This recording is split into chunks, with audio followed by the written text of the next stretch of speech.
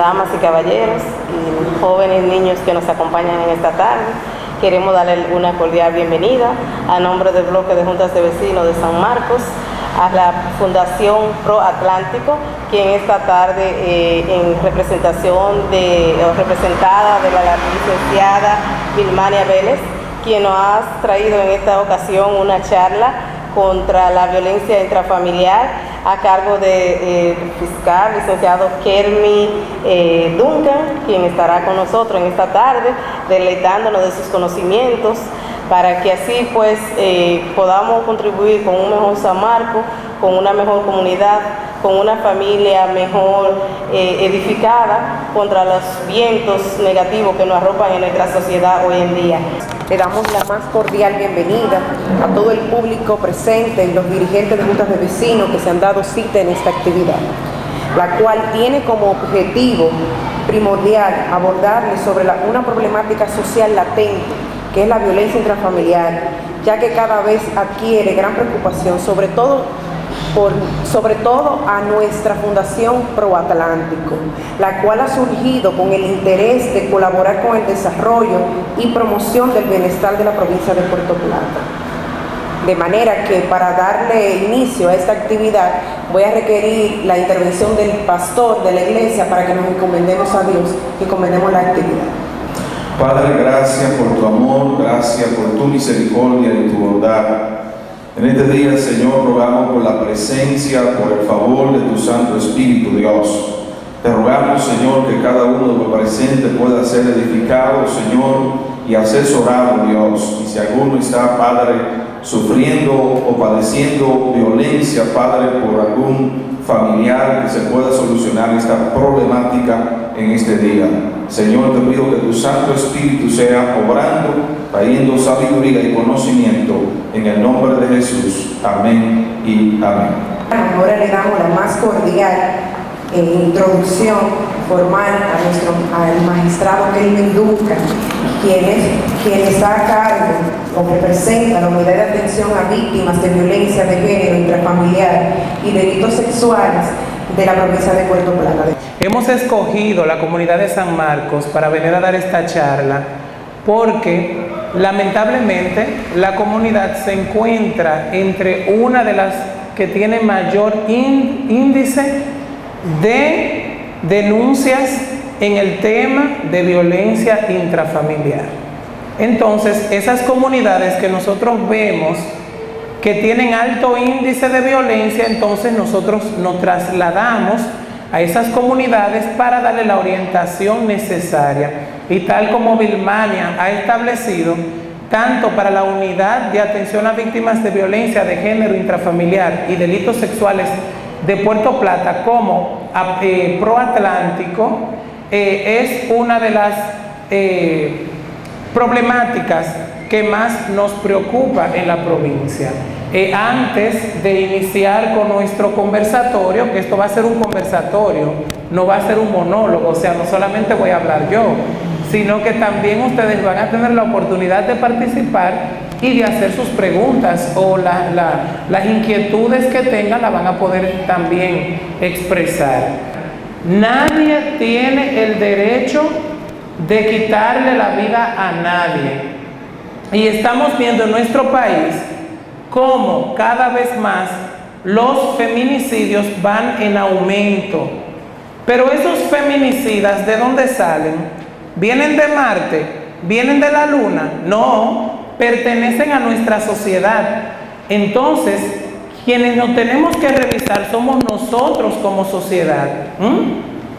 ¿Y cuáles son los patrones de crianza que estamos utilizando, que estamos criando hijos e hijas violentos y violentas? Entonces hay que tener mucho cuidado. ¿Por qué? Porque esos agresores, ¿de dónde salen? Del seno familiar.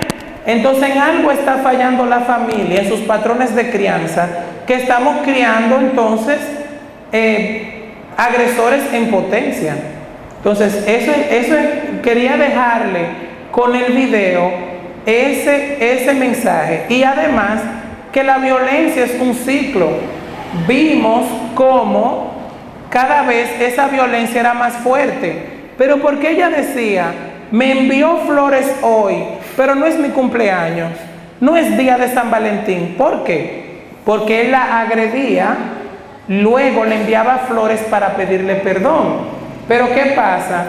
Que cuando la mujer perdona al hombre que es agresor y vuelven, se contentan, se juntan, y cuando vuelven a pelear, entonces la violencia es aún más fuerte y más fuerte y más fuerte, hasta que el asunto se sale de control y llega entonces a la muerte. Por eso vemos muchos casos donde entonces el hombre termina en la cárcel con 30 años de prisión, como pasó con el caso de la muchacha que fue asesinada por las inmediaciones de La Sirena, donde ese señor fue el día de hoy condenado a 30 años de prisión. Pero ¿qué pasa con esa mujer? Está en el cementerio, y si hay hijos de por medio, en este caso no hubo hijos, pero los hijos, si hay de por medio, quedan huérfanos. ¿Qué es de esos hijos con un padre preso y una madre muerta? Entonces tenemos que reflexionar como sociedad y poner un stop a la violencia. Porque como dice el brochure que le distribuyó Vilmania por ahí, no nacemos violentos, nos hacemos violentos. Entonces nosotros tenemos en nuestro poder elegir una vida sin violencia. Podemos hacer una sociedad sin violencia. Entonces vamos a comenzar nuestra charla sobre violencia intrafamiliar. Este ha sido un material que ha sido preparado con mucho cariño para ustedes por parte de la magistrada Luisa Marmolejos, quien es la coordinadora de la Unidad de Atención a Víctimas. También por parte de la doctora Yolanda Dorvil, quien es psicóloga forense, y un servidor, quien es procurador fiscal litigante de la Unidad de Atención a Víctimas.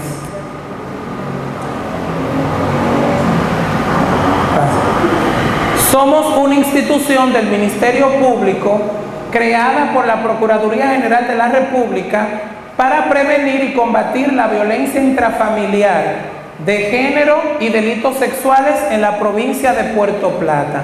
O sea, somos una entidad que pertenecemos a la Procuraduría Fiscal de Puerto Plata. Contamos con un equipo multidisciplinario para dar un servicio integral a las víctimas, compuestos por fiscales, psicólogos, médico legista, policías y personal de apoyo. O sea que todo lo que vaya a necesitar una víctima de violencia intrafamiliar lo va a encontrar en ese lugar. ¿Por qué? Porque nosotros no podemos poner a la víctima a dar vuelta, ve allí, ve aquí. Porque para una víctima de violencia intrafamiliar es muy difícil decidirse, romper el silencio y denunciar. Entonces, cuando ella decide poner la denuncia, tiene que encontrar un clima adecuado y un personal entrenado para que ella entonces pueda recibir la ayuda que ella necesita. Estamos ubicados en la Virginia Elena Ortea número 9, Puerto Plata, con el teléfono 809-586-8200. En el brochure que se van a llevar a sus hogares tienen el número de teléfono de la Unidad de Atención a Víctimas. En el caso de que sea fin de semana, que nuestras instalaciones están cerradas, pero siempre hay un fiscal de turno que está 24/7 para darle el servicio. Entonces usted se dirige a la policía y desde la policía entonces llaman a ese fiscal o a esa fiscal que está de turno por la Unidad de Atención a Víctimas para que le puedan dar el servicio. Está la línea Vida, que es muy importante, que tiene cobertura a nivel nacional, que es el 809-689-7212, 809-689-7212. Ustedes cualquier emergencia llaman a ese número para que le puedan dar auxilio. Tenemos alianzas interinstitucional con instituciones como CEPROSH, instituciones como el hospital, instituciones como el Ministerio de la Mujer. ¿Por qué? CONANI, Fiscalía de Niños, Niñas y Adolescentes, porque el tema de la violencia no es un tema exclusivo de la unidad de atención, sino que es un tema que debe abordarse desde diferentes instituciones, como las juntas de vecinos, las iglesias, las comunidades. ¿Por qué? Porque ustedes mismos pueden ejercer las transformaciones que ustedes quieren para su comunidad.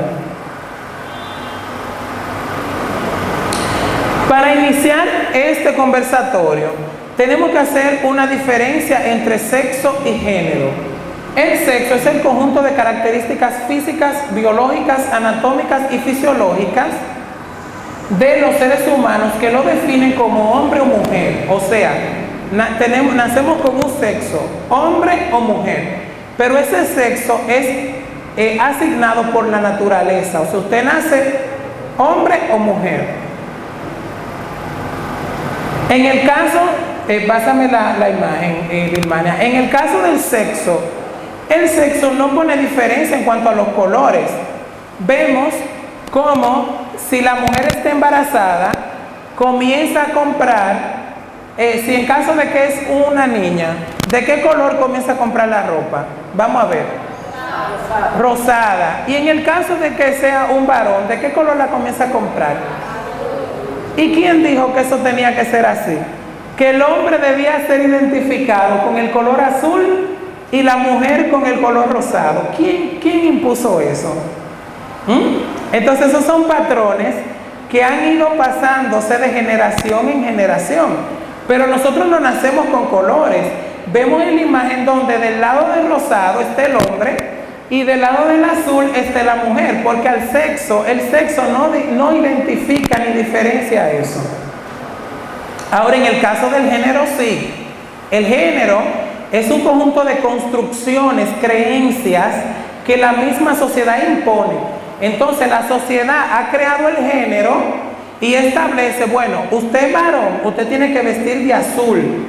Usted es hembra, usted tiene que vestir de rosado. Pero esa es la sociedad que ha impuesto eso. La sociedad que le dice, usted es mujer, usted tiene que comportarse de tal manera. Usted es un hombre, usted tiene que comportarse de tal manera. Pero muchas veces esas construcciones de género no son las adecuadas, porque yo he escuchado por ahí que dicen, los hombres no lloran. Y es verdad eso, los hombres no lloran. ¿Qué me dicen de eso? Los hombres no lloran, no sienten, no padecen. Entonces, es un sentimiento normal del ser humano, pero hay una creencia que dice que el hombre no llora. Entonces, hay que tener mucho cuidado con esas construcciones, porque a veces recibimos informaciones que no son las adecuadas y recibimos informaciones que son distorsionadas. ¿Quién dijo que un hombre no puede cocinar? Porque yo veo que muchas veces a los varoncitos en la casa le asignan cosas específicas, por ejemplo, botar la basura, bañar el perro, lavar el vehículo, si hay un vehículo en la casa, hacer mandado. Pero entendemos muchas veces que si ponemos al niño a arreglar la cama, o a fregar, o a trapear, el niño se nos va a voltear, es lo que decimos. Tenemos que derrumbar ciertos patrones. ¿Por qué? Porque ¿quién dijo que el varoncito no puede ayudar en la casa? O en el caso de los esposos, vamos a suponer dos esposos que trabajan. Entonces el hombre llegó primero a la casa, un ejemplo. Tiene que esperar que la mujer llegue para poner un plátano a hervir, o a freír un huevo, a freír un poquito de queso. Lo puede hacer. Entonces tenemos que derribar o desconstruir ciertos patrones que hay con respecto al género. Y otra cosa que hay que tener mucho cuidadito, los colores. Creemos que esos colores han sido asignados al azar. ¿A qué podemos nosotros asignar el color rosado? Algo tierno, una flor, una rosa, ¿verdad? Que puede marchitarse, que es frágil. Pero lo azul, ¿a qué podemos asociarlo? A cosas ilimitadas, como el mar, el cielo, ¿verdad? Cosas sin límites. Y en el caso de los juguetes, hacemos diferencia entre el varoncito y la hembra. A veces a los varoncitos le compramos juguetes violentos, pistolas. ¿Y qué le estamos diciendo desde pequeño? Que él tiene el poder. En el caso de las hembritas le compramos un minene, una muñeca, un juego de cocina. Entonces, a veces, ¿qué mensaje le mandamos a la niña? Que su trabajo va a ser exclusivo de la casa, que ella lo que va a hacer es a cuidar los niños y va a hacer los quehaceres del hogar. Pero hay mujeres, las universidades están llenas de mujeres, entonces la mujer también estudia, la mujer se prepara, la mujer también trabaja. Entonces, en la sociedad moderna, las responsabilidades son compartidas entre dos, entre la mujer y el hombre, un 50% a cada uno con respecto a esas responsabilidades del hogar.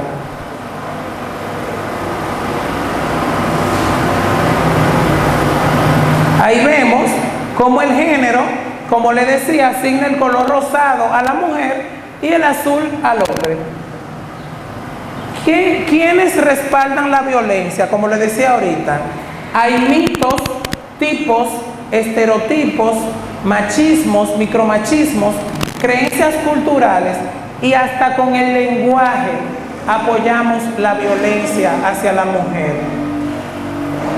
Mitos en nuestra sociedad, por ejemplo, ella le gusta que le den, decimos muchas veces, escuchamos en la comunidad, ella le gusta que le den. A nadie le gusta que lo maltraten, eso no es verdad. A nadie le gusta que le den golpe. Si ella anda con una faldita corta, ella se buscó que la violaran o que se propasaran con ella porque ella andaba provocando. Eso es un mito. Nadie puede violentar a nadie, ni agredir a nadie sexualmente porque tenga X tipo de ropa. Tiene que haber un respeto de todo ciudadano o ciudadana. Igualmente, desde el lenguaje podemos ejercer maltrato hacia la mujer. Por ejemplo, en el caso del lenguaje, sabemos lo que es un perro, ¿verdad? Pero decimos que el perro es ¿qué? El mejor amigo del hombre. Pero cuando decimos una perra, a veces utilizamos esa palabra para insulto. Un zorro, ¿qué es un zorro? Un animal sagaz, hábil.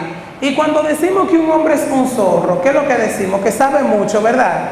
Y si la mujer es una zorra, entonces desde el lenguaje utilizamos la violencia. Ahora mismo cuando veníamos de camino hablando con Dilmania, el término chapeadora es un término despectivo, aunque hay algunas mujeres en la actualidad que no están exhibiendo el mejor comportamiento, como una mujer que es.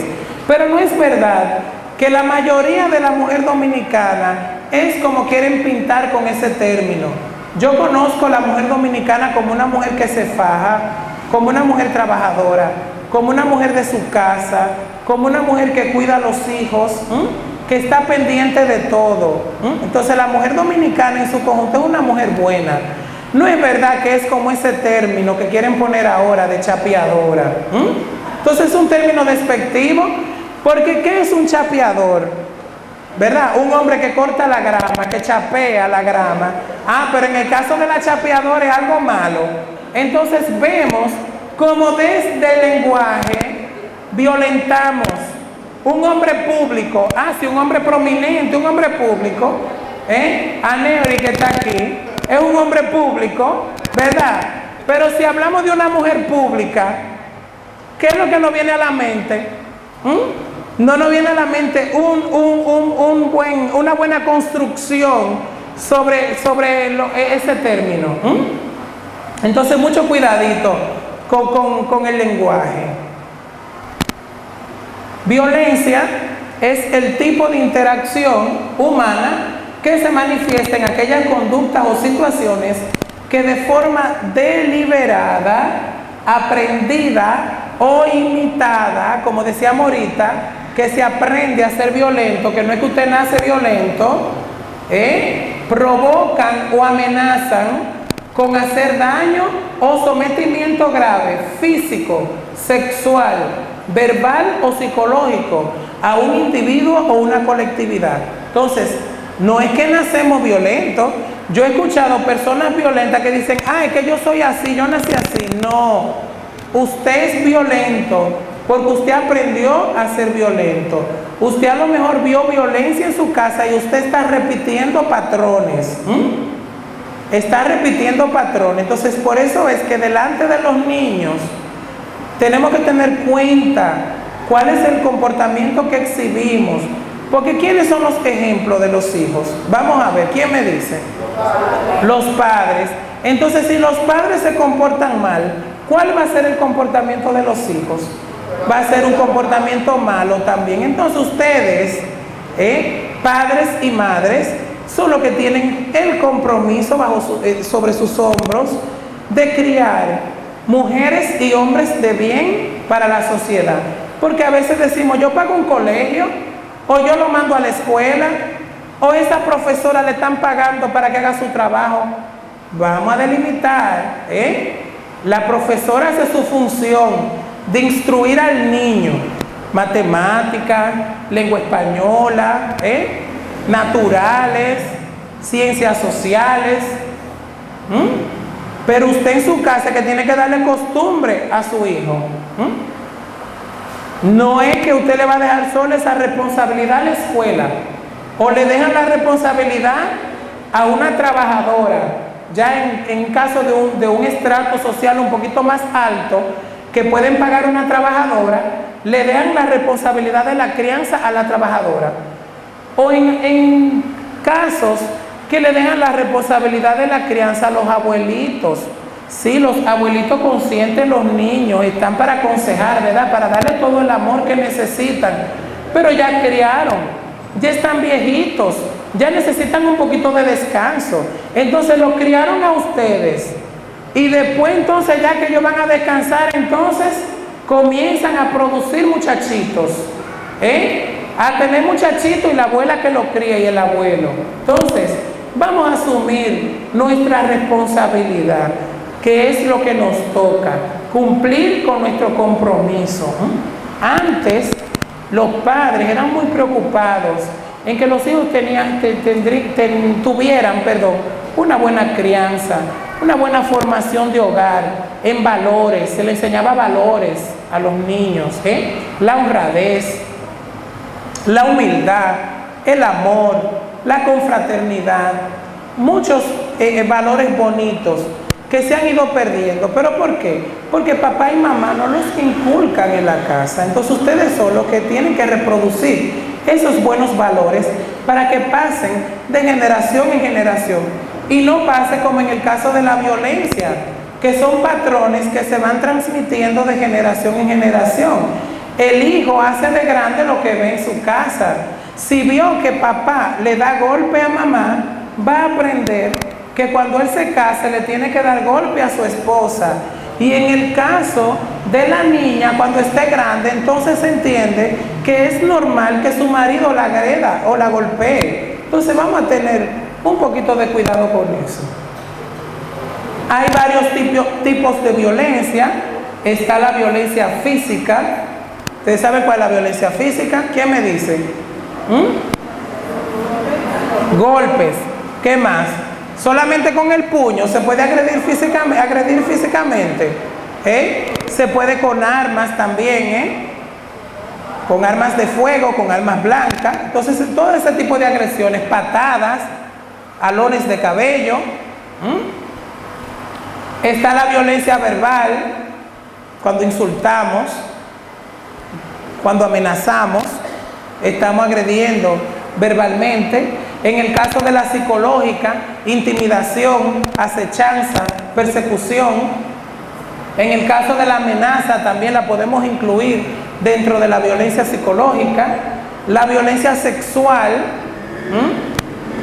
en los casos donde el marido le impone la relación sexual a la esposa, que a lo mejor la esposa está enferma, está indispuesta o simplemente no quiere, no está en ánimo, y entonces él la obliga, el marido. Hay algunos que entienden que no, Pero la ley establece que si un esposo obliga a su esposa a sostener una relación sexual, es una violación sexual igualito, Entonces, ella está en la libertad de decidir si no. Entonces, muchas veces, ella está indispuesta en cuanto a la relación sexual y él entiende que ella lo está engañando. Tú no quieres porque tú me estás engañando y ahí comienzan los celos. Entonces, mucho cuidadito con eso. En el caso de la violencia patrimonial, la dejan sin recursos económicos, la dejan en indefensión económica.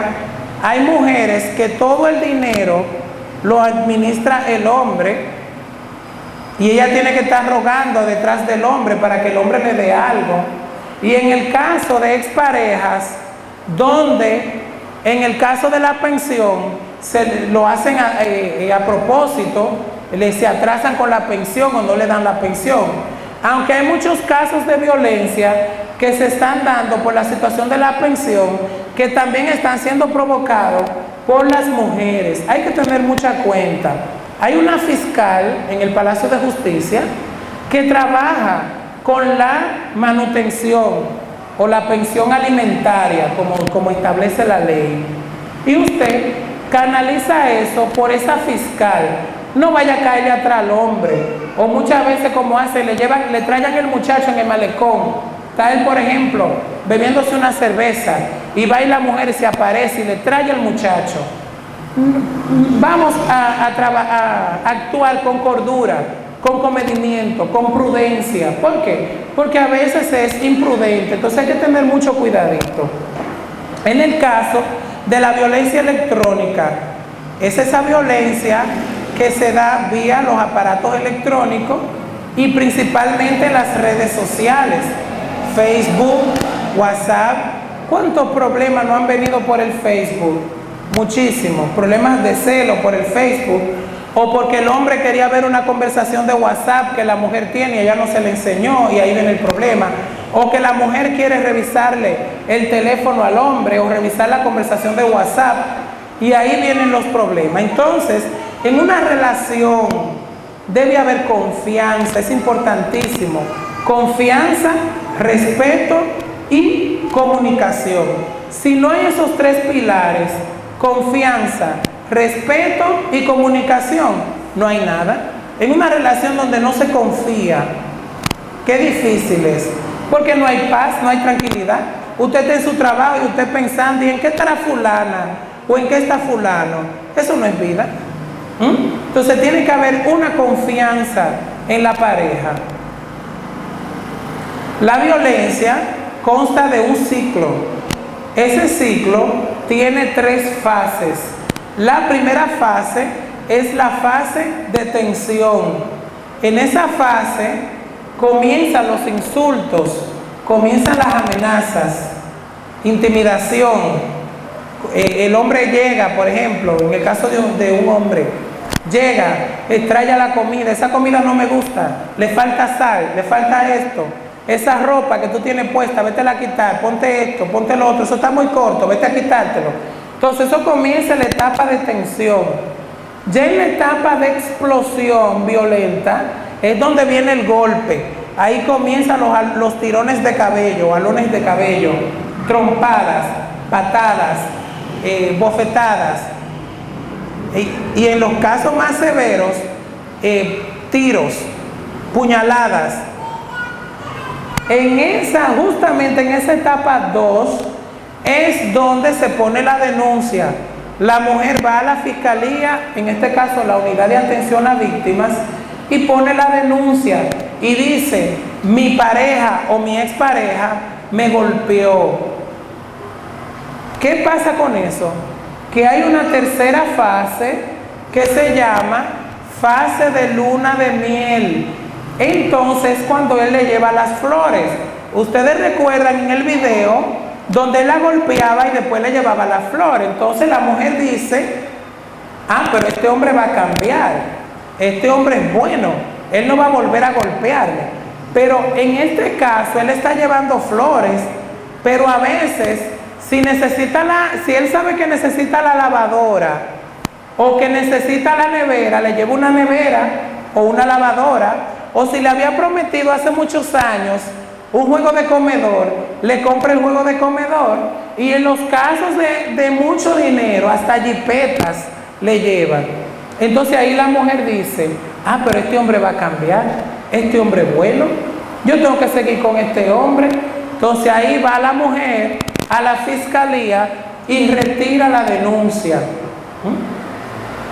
Pero eso se debe también a un síndrome que yo le voy a explicar más adelante, que a veces decimos, ah, a ella le gusta ese cambio, porque a ella le gusta que le den, pero eso es un mito. Recuerden que yo le dije, nadie le gusta ser maltratado. Vimos en el video cómo ese hermoso rostro fue cambiando producto de la violencia. Miren cómo de ese hermoso rostro pasó a ser ese rostro. Entonces ese es el rostro de la violencia, ese. Entonces se lo digo así, se lo plasmo así para que ustedes lo entiendan, porque si se lo pongo muy bonito, a lo mejor la cosa va a quedar en palabras, pero ese es el rostro de la violencia. Esa violencia que destruye, esa violencia que deja niños en orfandad, esa violencia que todos los años en República Dominicana mata a muchas mujeres. Entonces, una familia cimentada, como le dije anteriormente, en el amor, en la confianza, en el respeto, en la comunicación, no pasa eso. Porque quien ama no hace eso. Quien ama no hace eso. Mírenla ahí, en la morgue de un hospital. Así terminan muchas mujeres dominicanas en hospitales, en morgue de hospitales. Nosotros en nuestro país tenemos una ley que modificó nuestro Código Penal, que es la Ley 2497. La Ley 2497 castiga la violencia de género, que es la violencia hacia la mujer, y la violencia intrafamiliar. Esa violencia intrafamiliar, la ley la castiga con penas de 1 año a 5 años de prisión, en su artículo 309-2. Y el artículo 309-3 castiga la violencia intrafamiliar agravada. ¿Cómo se agrava la violencia? Cuando es ejercida en frente de niños, niñas y adolescentes. Y vamos a ver quién puso atención. ¿Por qué si esa violencia se ejerce delante de niños, niñas y adolescentes es castigada con más rigor? Es castigada con 10 años de prisión. ¿Por qué? ¿Quién me dice? Exactamente, muy bien. ¿Por qué? Porque el niño va a aprender ese patrón de conducta y esa violencia va a pasar de generación en generación. Cuando el niño sea grande va a repetir esa conducta. Entonces esa violencia es castigada con 10 años. Igualmente, si se ha causado un grave daño corporal a la víctima, si se ha ejercido esa violencia utilizando arma de fuego o arma blanca, si se ha ejercido con amenaza, si se ha violentado una orden de alejamiento u orden de protección, si se ha destruido los bienes, porque muchas veces no se agrede a la mujer, pero rompen la televisión, rompen la nevera, rompen la estufa, rompen el celular. Lo primero que traen y lo rompen es el celular. Y esa violencia, cuando se ejerce también rompiendo ajuares o propiedad de la víctima, se castiga con pena de hasta 10 años de prisión. En República Dominicana, la violencia intrafamiliar se castiga con penas que van desde 1 año de prisión hasta 10 años. En caso de feminicidio o tentativa, en la actualidad se castiga con 30 años, pero con la modificación del Código Penal que entra en diciembre de este año 2015, el feminicidio va a ser castigado con penas de 40 años. Vemos ahí lo que le explicaba anteriormente. Vemos unos tenisitos, unos tenis rosados, y vemos unos tenisitos pequeños. ¿Por qué? Porque cuando la mujer se va al hueco, cuando la mujer se va al cementerio y el hombre se va a la cárcel, los niños se van a la cárcel también. ¿Por qué? Porque esos niños quedan huérfanos. ¿Qué de esos niños luego, sin mamá y sin papá? ¿Qué va a ser de ellos? Entonces tenemos que reflexionar esa parte, que cuando por una mala decisión, por no utilizar el diálogo, por no utilizar la mediación, por no actuar de manera pacífica y dejar que los instintos, que las pasiones nos dominen, y no tener un control, no tener una inteligencia emocional. En la actualidad es más importante tener inteligencia emocional que tener conocimiento. ¿Por qué? ¿De qué vale que usted tenga conocimiento si usted emocionalmente no sabe manejarse? Si usted de cualquier cosa que le dicen usted reacciona, si usted no se sabe conducir como debe ser, entonces la violencia no se justifica. A raíz de la violencia se desprenden una serie de trastornos psicológicos. Tenemos el síndrome de la mujer maltratada. Esa mujer, al ser sometida a tanta violencia, no puede pensar con claridad. Por eso es que cuando él le lleva las flores que ella puso la denuncia, ella retira la denuncia. Pero no es porque a ella le gusta que le den golpe. Lo que pasa es que imagínense ustedes, una persona sometida a violencia constantemente todos los días, puede pensar con claridad, puede saber lo que quiere en la vida. ¿Ustedes creen que ella puede saber lo que ella quiere? No puede. Entonces a veces somos indolentes a esa situación y sabemos que el vecino madura a la mujer a golpes, pero no hacemos nada. Ni siquiera un consejo le damos, o ponemos eso, que es lo que tenemos que hacer como ciudadanos, ir responsablemente y poner eso en conocimiento de las autoridades, o canalizar eso vía la junta de vecinos o con el alcalde, decirle responsablemente, mire, pongan eso en conocimiento de las autoridades, porque ahí va a haber una desgracia. Entonces nosotros podemos evitar. Podemos incluso poner en conocimiento a las autoridades sin nosotros vernos involucrados o identificarnos. Podemos hasta llamar a uno de esos números que pusimos ahí y decir, miren, tal calle, de tal sector, está pasando esto, hagan algo porque va a pasar una desgracia. Pero no es hasta que matan a esa vecina que nosotros nos ponemos la mano en la cabeza. Como el anuncio aquel de la muchachita que salía embarazada, si lo hubiéramos sabido. No es si lo hubiéramos sabido, era que lo sabíamos y teníamos que hacer algo y no lo hicimos. Entonces, es muy común la frase en nuestro país de que nosotros los dominicanos ponemos candado después que nos roban. Entonces tenemos que comenzar a trabajar la prevención. Tenemos que comenzar a actuar antes de que las cosas pasen. ¿Usted quería decir algo? Sí, en ese informe nosotros somos, yo soy presidente de la Junta de Vecinos. Como usted decía ahora la parte ahí, muchas veces nosotros como Junta de Vecinos, esos casos son abundantes en la comunidad.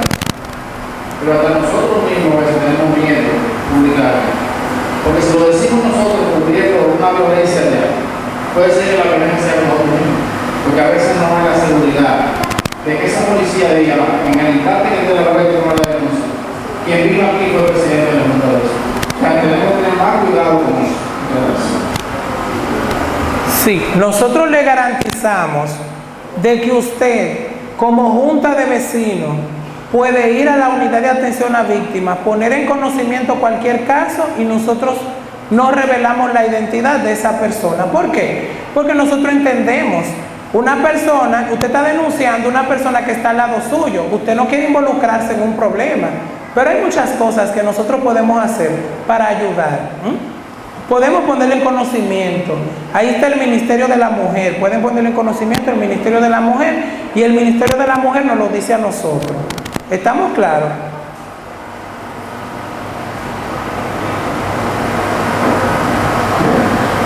Puede seguir. Está el otro síndrome, que es el síndrome de Estocolmo.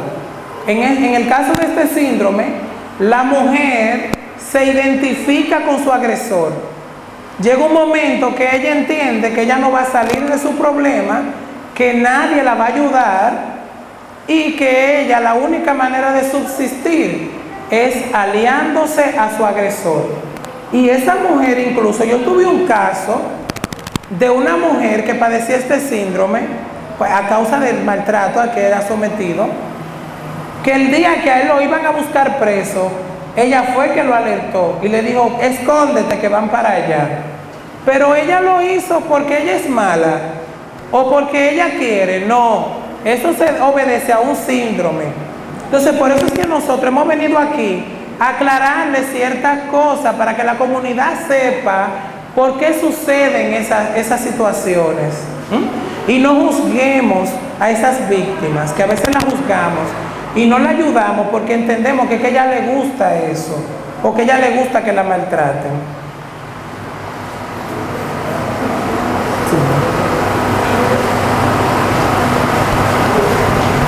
Está el estrés postraumático, que es otro síndrome. En el caso de este síndrome, se caracteriza por trastornos de ansiedad y la mujer reexperimenta esos episodios de violencia. Muchas veces hay mujeres que padecen este síndrome a causa de la violencia que han llegado hasta matar a sus maridos. Tuvimos un caso una vez de una mujer que tenía el síndrome de estrés postraumático, que el hombre estaba acostumbrado desde que llegaba a la casa borracho a golpearla. Hubo un día, ese día él no bebió, cosa de la vida, y él fue a abrazarla y ella entendía que era a darle golpe, que él iba, porque él hacía eso diario, le ponía eran hematomas increíbles, como la mujer del video, y ella cogió un cuchillo y lo apuñaló para defenderse, y ese hombre está muerto ahora mismo. Pero es que la mujer que padece de ese estrés postraumático reexperimenta esos episodios de violencia, vive nerviosa, tiene pesadillas, no duerme.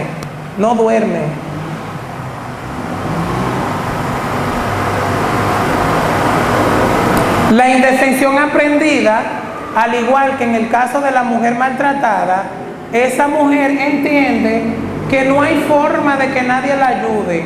O sea, por más ayuda que le busquen, ella siempre entiende que ella no va a salir de su problema, porque ella ya se resignó.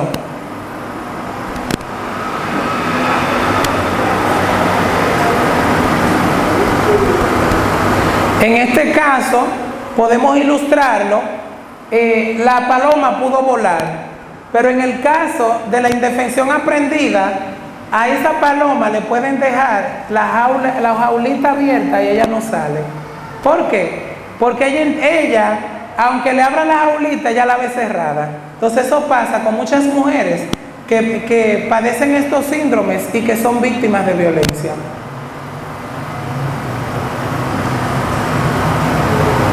Como problema de salud, la violencia tiene repercusiones consecuentes muy negativas, tanto de orden económico como social y psicológico.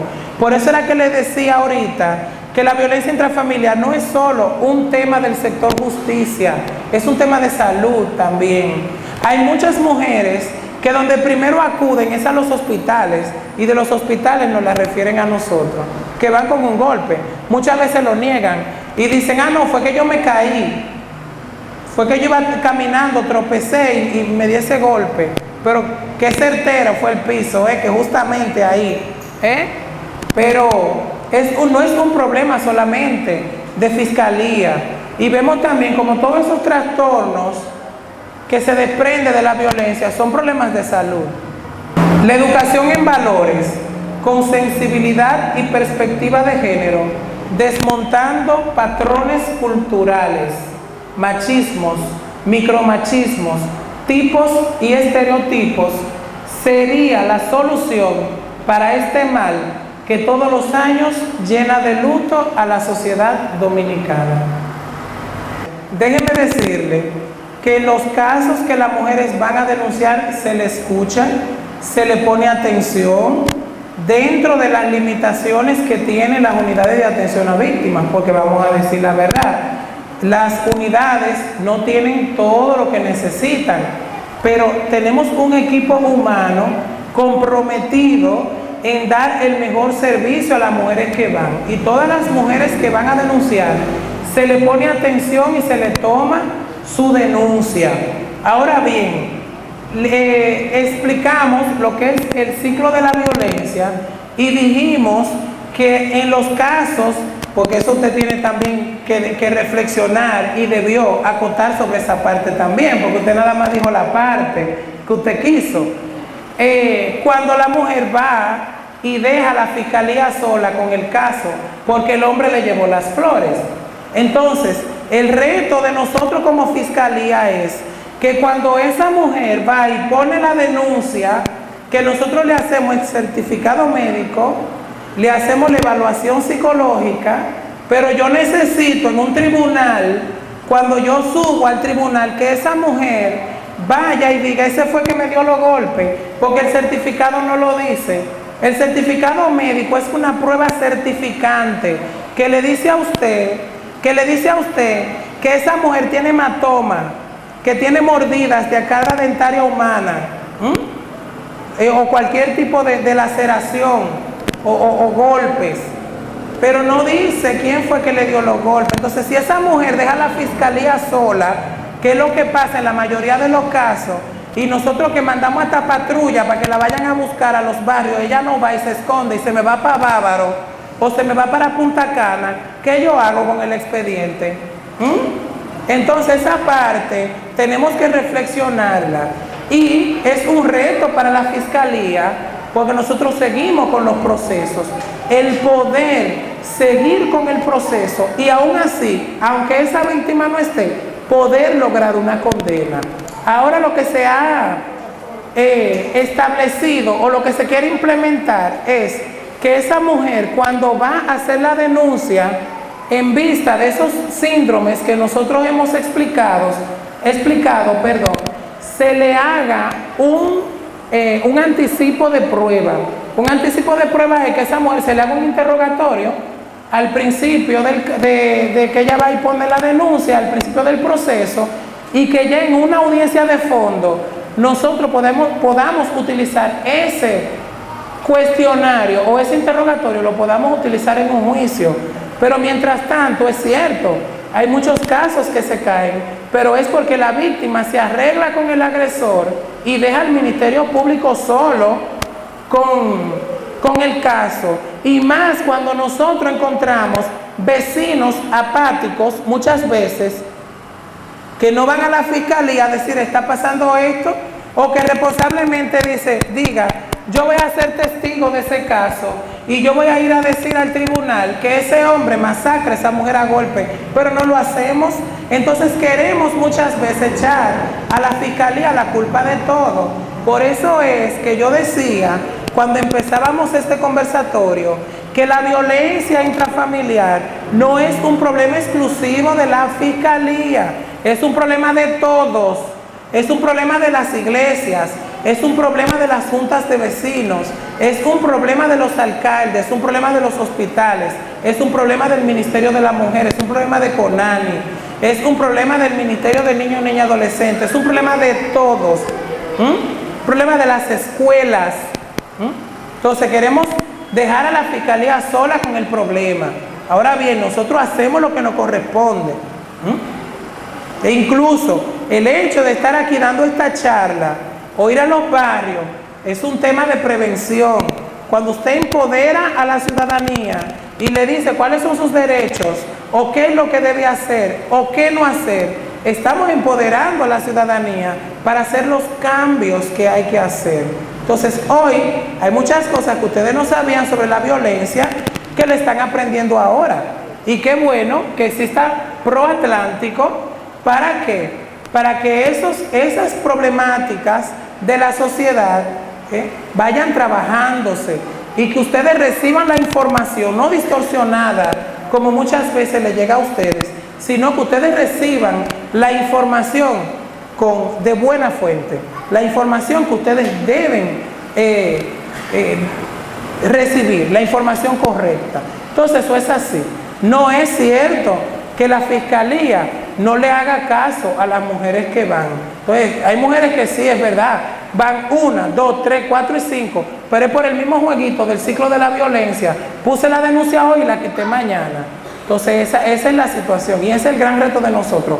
Con respecto a la orden de arresto que usted dice que se le entrega a la víctima, eso fue corregido. Si incluso hay una fiscal asignada, es verdad que eso ocurría y le doy toda la razón. Era contraproducente que a una víctima se le diera el mínimo papelito, o sea, que se le diera un citatorio. Pues muchas veces la víctima iba a la casa del agresor ella misma con la cita. ¿Y qué hacía el agresor? Encima de la cita le daba golpe. Y muchas mujeres que se le entregaba la orden de arresto y que ella hacía, la metía en la cartera y no hacía nada con ella. Entonces ahí le doy razón a usted de que esa situación ocurría, pero se asignó ahora mismo en la unidad una fiscal que se encarga de darle curso a esas órdenes de arresto. Sale la orden de arresto, ella llama a una patrulla y ella busca la forma de que esa orden sea ejecutada.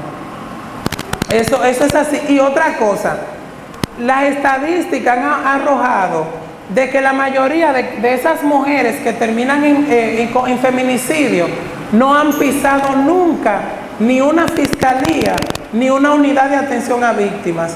Son pocos los casos de mujeres que han ido a fiscalía a denunciar y han resultado muertas. Si buscamos las estadísticas, sí hay mujeres que es verdad que han ido a unidades y luego han resultado muertas, pero son el mínimo en cuanto a las estadísticas. Ahora, lo que tenemos que luchar es para que no sea ni una, o sea, que lleguemos a 0, que sea una estadística de 0, de que ninguna mujer caiga a manos de su pareja o su expareja. Eso es lo que queremos y en eso estoy de acuerdo con usted 100%.